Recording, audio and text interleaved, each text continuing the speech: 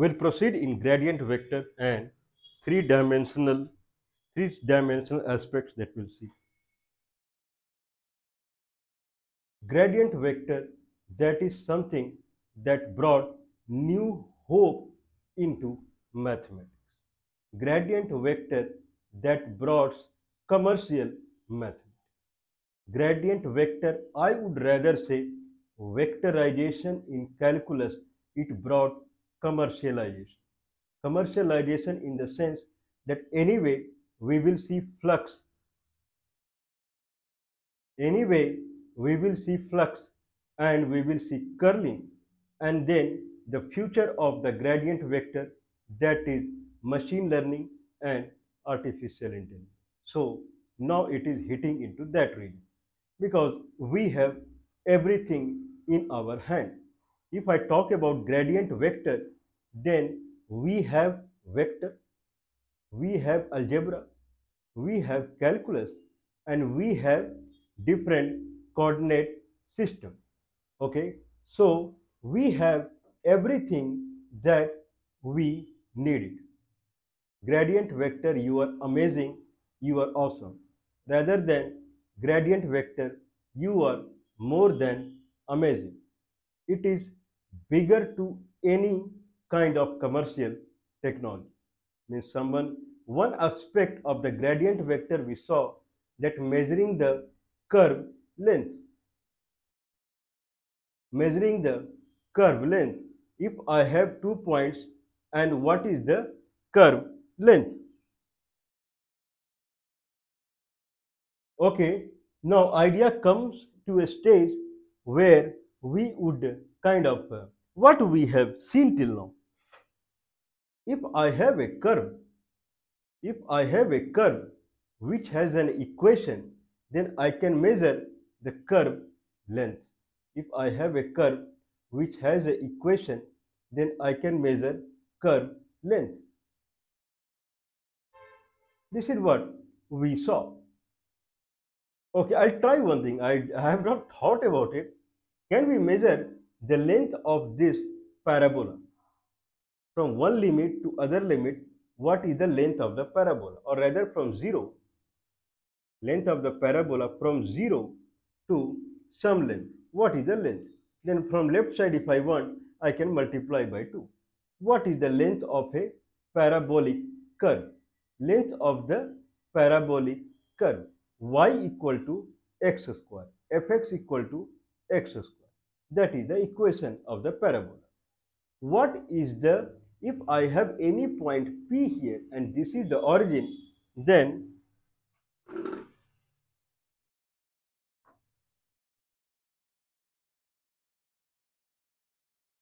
okay, I have any point P here. If this is the origin, then from origin I can draw a position vector. Consider this is the P point. I can draw it easily. That's why I said it is a P point. So consider this is parabola. This is origin. If this is origin, from origin I am drawing a position vector to the P. If P point is x comma y, then position vector is xi plus yj. If that is the case, then y equal to x square. Then xi plus x square j. dp by dx is I plus 2xj. This is velocity vector.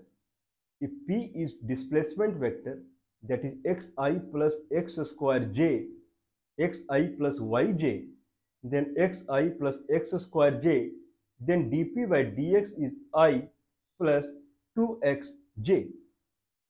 If that is the case, then what is magnitude of dp by dx, velocity vector? That is x square plus y square square root. That is 1 plus 4x square square root. 1 plus 4x square square root. That is the magnitude. If that is the case, then what is now, these are the step by step.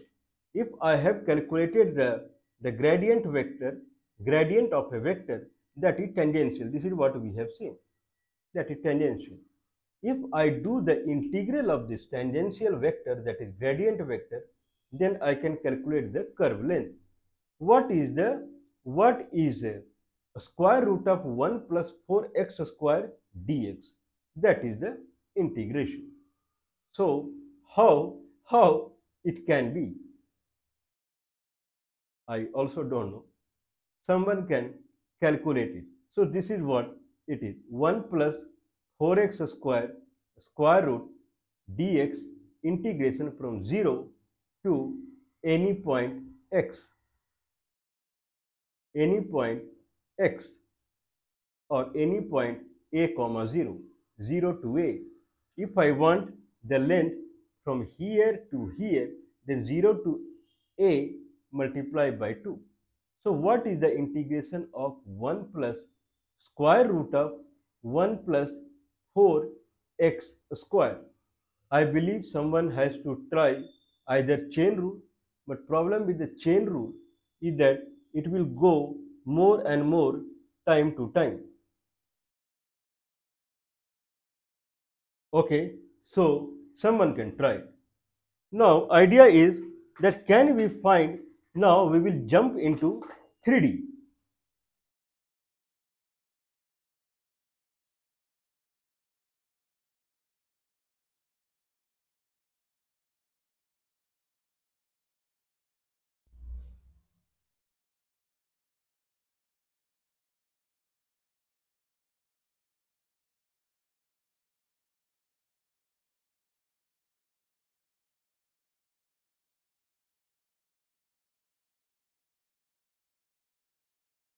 Actually, I was searching for a sphere. I had a ball earlier, but ball is not happy with me and it is hiding somewhere. Okay, oh, it's there.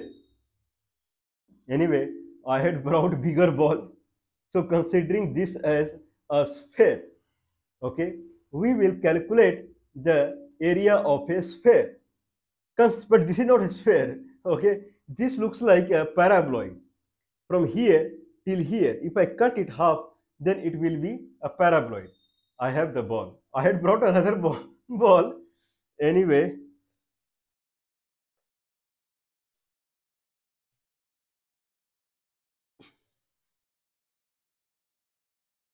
okay, so what is the surface area of a sphere?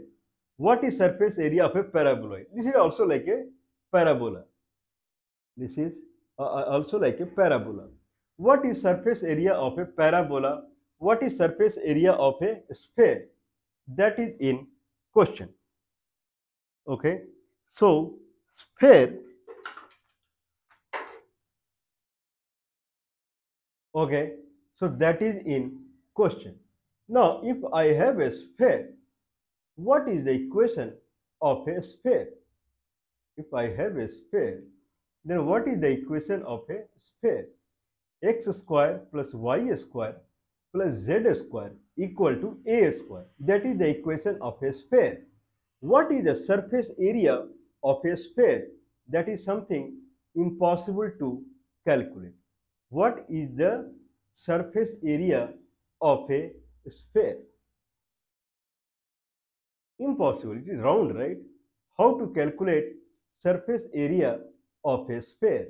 X square plus y square plus z square equal to a square. In terms of calculus, then if I have xy plane, if I have x, this is x-axis, this is y-axis, this is function over x and y, z-axis. Okay, this is xy plane. If this is x-axis, this is y-axis, then this is xy plane. If this is xy plane, then in equation x square plus y square plus z square equal to a square. This means that z or fxy equal to a square minus x square minus y square square root. Fxy equal to square root of a square minus x square minus y square. Now, if I take any point P, if this sphere is centered at the origin, this sphere is centered at the origin. If that is the case and this is point P, from origin there is a position vector. P is x, y and z. The P point is x, y and z. P point is x, y and z. If that is the case, then the position vector of point P is xi plus yz plus zk. Okay. What is the surface? What is the surface? What is the curve? If you remember very well, what is the curve? If I take the circle, if I take the circle, and if this is the position vector, then if I go with gradient of this position vector, then I have the velocity vector. Velocity vector is tangent at every point. If tangent at every point, then velocity vector is moving along the curve, and we want the curve length. What I want here, similar to that, if I have a position vector, if I take any point P, where this sphere is centered at the origin, any point P where this sphere is centered at the origin, then if I have velocity vector, then velocity vector should be a surface, and surface should go as a tangent to this surface. Same thing, right? If I have a curve, circular curve, then velocity vector is going along the curve. Then if I have a 3D surface, if it is a 3D surface, then if I have a position vector xi plus yj plus zk, then I have to get a velocity vector of a surface. Since velocity vector is orthogonal to the position vector, and position vector is radial from origin, it is going like this, then the orthogonal surface would travel like this. If I have a surface which is moving along the surface of this ball, then if I calculate this surface magnitude, then I'll get the surface area. But the surface what we are talking here is velocity vector surface. Means velocity vector magnitude I have to calculate, and then if I go with the integration of velocity vector magnitude, then I'll get the displacement vector, that is the surface. So whatever we have done in 2D, that is calculating the curve length of a circle, same thing we have to do here as surface area of a sphere. There the gradient vector was a line. When we see the circle, then gradient vector was a line. Now the gradient vector is surface. Surface is touching all along. What is the equation of this velocity gradient vector? Earlier in 2D it was dp by dx. If I calculate dp by dx, then I'll get a gradient along x-axis. If I calculate dp by dy, because there are two things, dp by dx and dp by dy, two independent variables, x and y. If I calculate dp by dy, then I'll get the gradient vector along y-axis. One along x-axis, one along y-axis. What we need? The question that arises is, what actually we need? We need gradient along xy plane. We always favored, we did a kind of you can say that some kind of discussion, okay, some kind of a favor to one independent variable. Okay, so if I have a function, if I have a 2D dy by dx, y fx equal to fx, function over x, fxy, function over x axis and y axis. No, function over xy plane. Independent component should be only one. If I have fxyz, then independent should be only one. Here it is a cube. fxy, the independent component is only one, and here it is xy plane. Here it is xy plane. fx, independent component is only one, that is x-axis. fxy, independent component is only one, that is xy plane. So if I have a position vector xi plus yj plus zk, then I have to differentiate dp by dxy. dp by dxy plane. Whatever I get, that is gradient surface, not gradient line, gradient surface. Gradient surface is tangent at every moment. So gradient surface is representing the actual surface.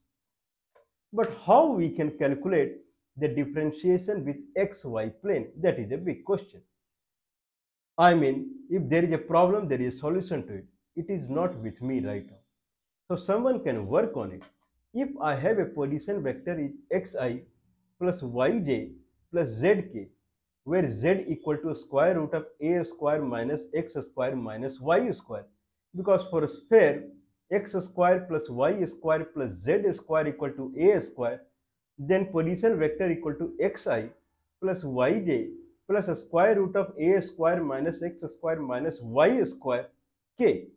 What is dp by dxy plane? That is under question.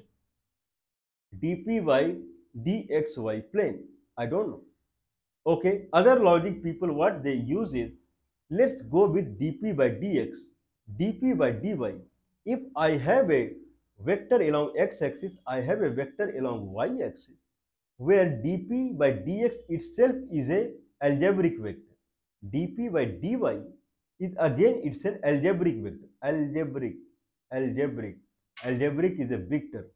Algebraic means it is a function over some variable. If that is the case, then we get curve. So nothing to worry about the actual curve.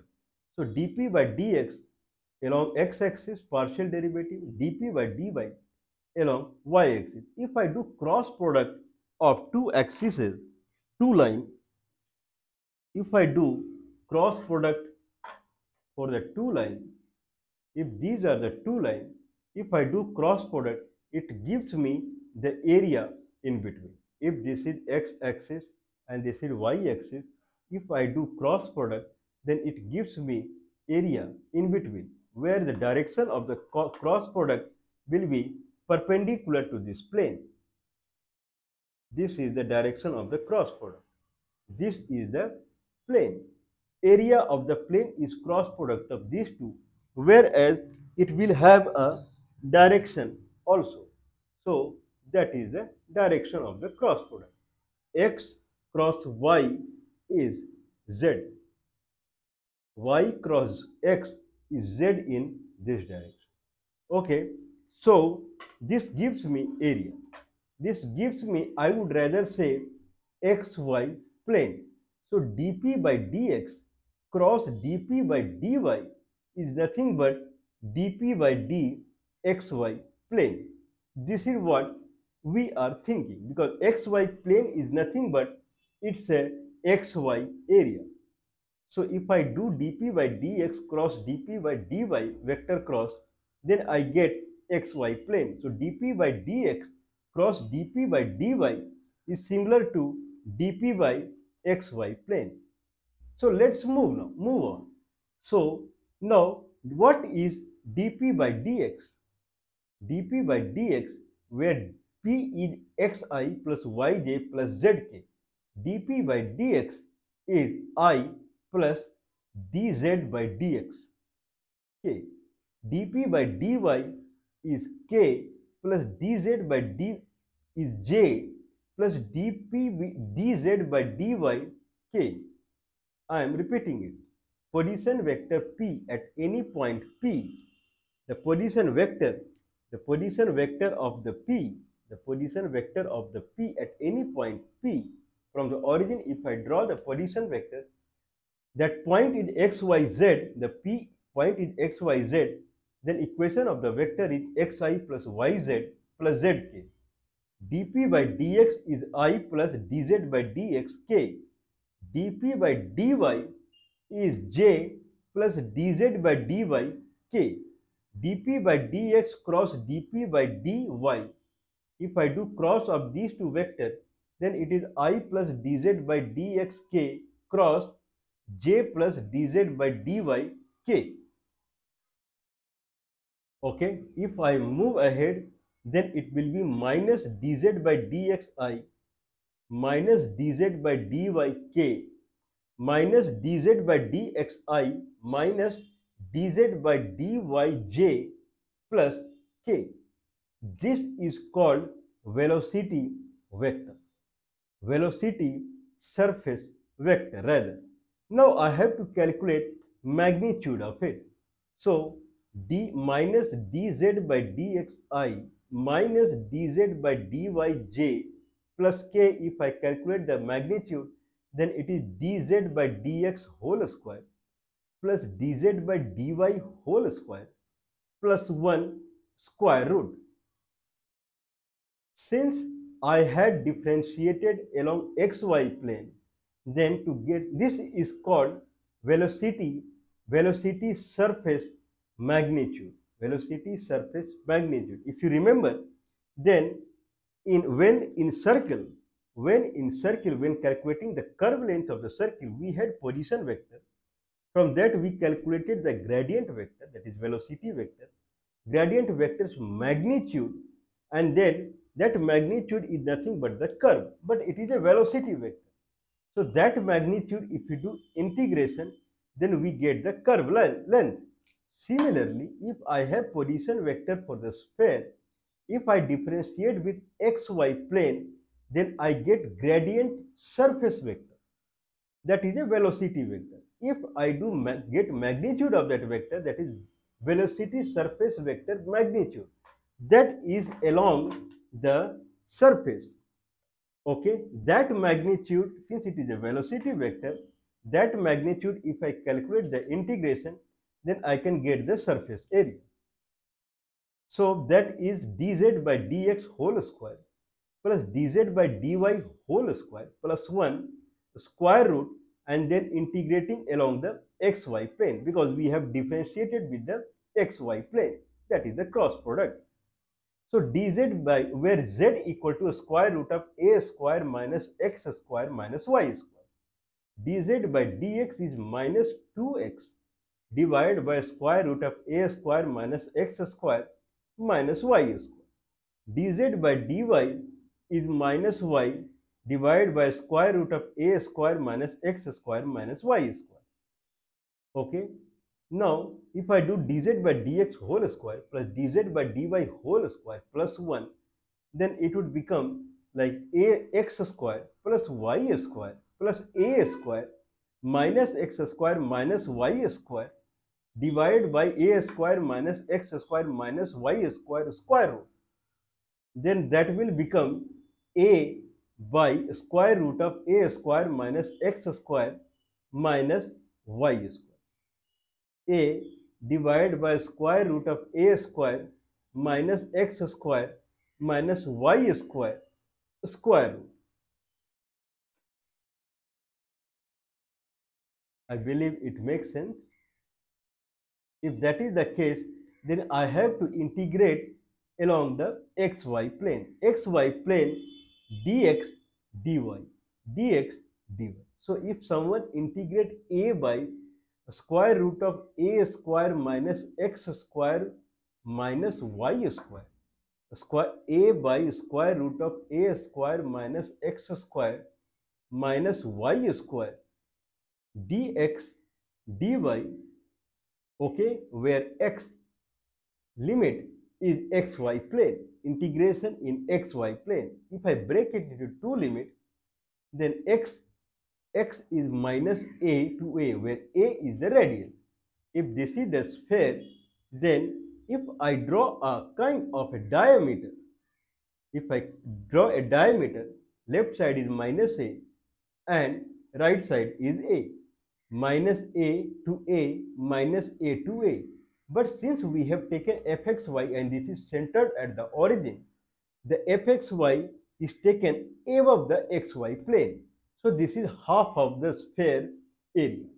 That is integration from minus a to a, integration from minus a to a by square root of a square minus x square minus y square dx dy. Okay, can someone calculate it?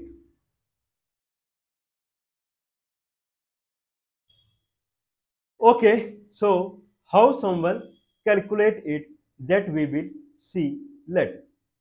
Okay, now for easiness, everyone move towards easy world. Can I change it to polar coordinate system? What is tempting to change it to polar coordinate system? A by square root of a square minus x square minus y square dA, integration along xy plane dA. What is xy plane in polar coordinate system? That is r d theta dr. So dx dy is nothing but dA, area along xy plane. Area along xy plane can be directly converted into r d theta dr. If that is the case, then x will be converted to r cos theta, y will be converted to r sin theta. Now anyone will say that can I take x as r cos theta and y as r sin theta? No. If you take that directly, then dx and dy will not be r d theta dr. Can you see here that we are doing all the manipulation considering single independent component, not two independent components, not x and y, xy plane. Always I have to do derivation along xy plane, integration along xy plane. This is open area for the research, that can we move along doing the calculus along only one independent component, not two independent components. If that is the case, then full stop we were integrating with d area xy plane. That xy plane we converted into r d theta dr. Now we have a by square root of a square minus r square. Cos square theta sin square theta become 1. R dr d theta. I can a and a, so cut down.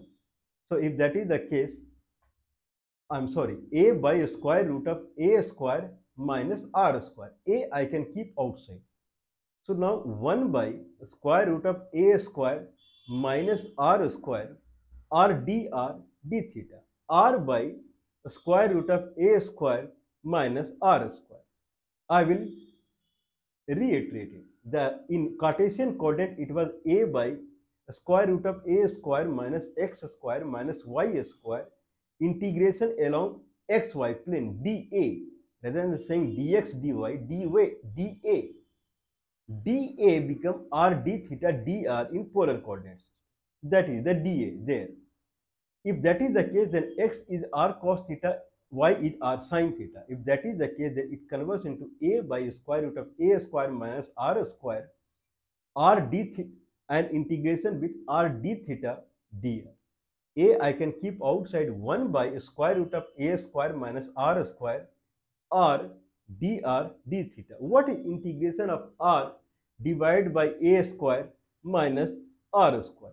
That integration would be, I believe, I go with antiderivative fundamental, then it would be square root of a square minus r square. Square root of a square minus r square, differentiation is minus r divided by square root of a square minus r square. Means the integration of r by square root of a square minus r square is minus square root of a square minus r square. That is the integration. So we got it. So integration of r dr, r by square root of a square minus r square dr is minus a square minus r square. A square minus r square. If I go with it, then that is the kind of integration.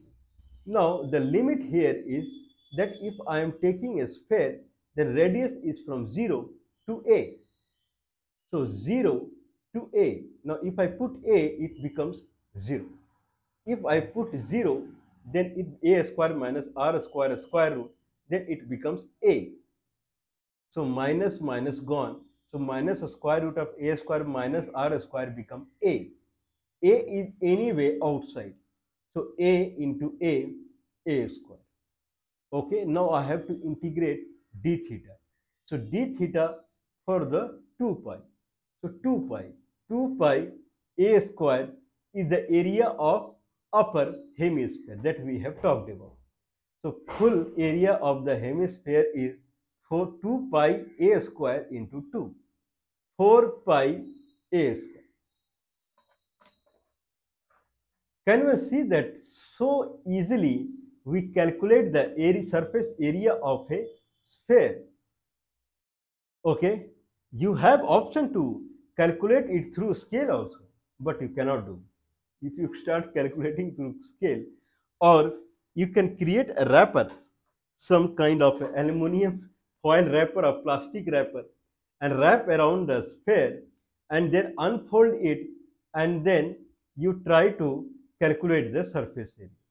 But through gradient vector, so quickly we calculated the surface area. This is not the only way we can calculate the surface area. We will proceed.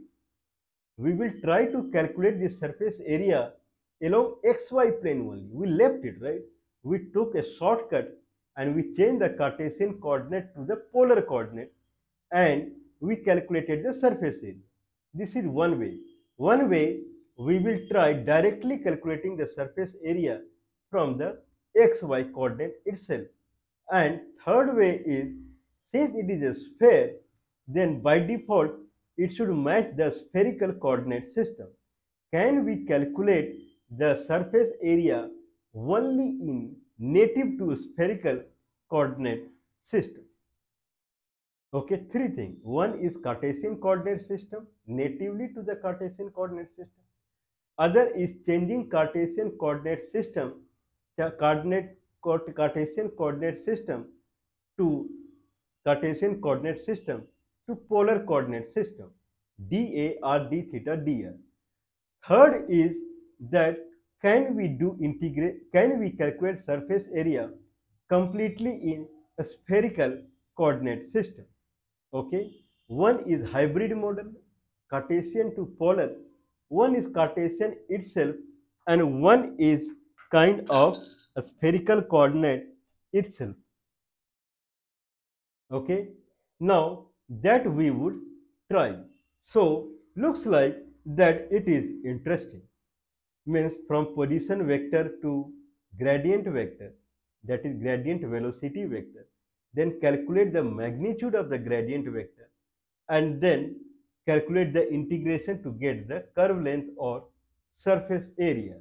But biggest part, that is research, is required, where how we can proceed if we want integration or differentiation only through single independent variable.